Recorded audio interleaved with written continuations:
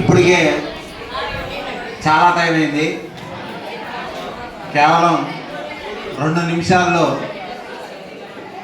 మీరు ఎగ్జామ్స్ ఎలా రాయాలి అనే దాని మీద చిన్న కవిత రూపంలో సందేశాన్ని ఇస్తాం మీకు.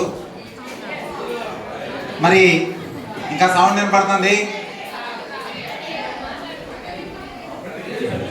మరి ఇక్కడ ఆల్రెడీ 6వ తరగతి నుంచి 10వ తరగతి దాకా చదివిన విద్యార్థులు ఉన్నారు.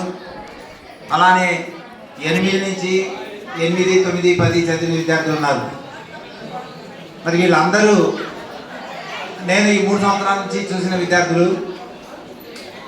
సరే, మీ పరిస్థితులు, మీ నాలెడ్జ్ వాటిని దృష్టిలో పెట్టుకొని ఎవరైనా ఒక ఉపాధ్యాయుడు మిమ్మల్ని ఒక మాట అన్నారు అంటే అది మీ మీద ప్రేమతోనే, అంటే మీరు చదవట్లేదన్న బాధతో అంటనే. అలాగే నేను కూడా నేను వెళ్ళే సెక్షన్లో పిల్లల్ని చాలాసార్లు తిట్టా. సరే, తిట్టా అంటే దాని అర్థం ఎందుకంటే మీరు టైం వేస్ట్ చేసుకుంటున్నారనే ఉద్దేశంతో తిట్టడమే తప్ప వేరే ఉద్దేశం కాదు. సరే,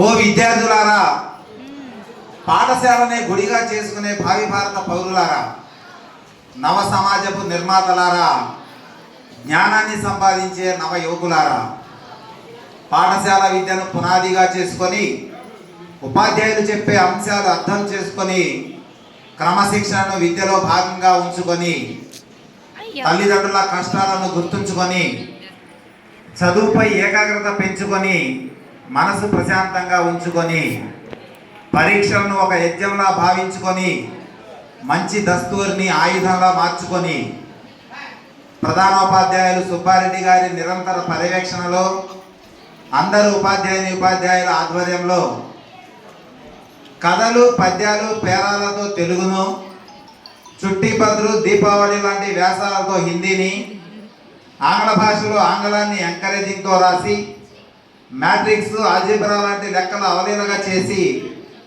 న్యూటన్, రదర్ఫర్డ్ నియమాలతో ఫిజిక్స్ రాసేసి మజిల్స్, బోన్స్, కిడ్నీ బొమ్మలతో బయాలజీని గీసేసి ఇండియా వరల్డ్ మ్యాప్లతో సోషల్ను చుట్టేసి అన్ని పరీక్షల్లో అవలీలగా రాసి మంచి మార్కులతో ఉత్తీర్ణులవ్వాలని మనస్ఫూర్తిగా కోరుకుంటూ మీ తెలుగు ఉపాధ్యాయులు ఇస్మాయిల్.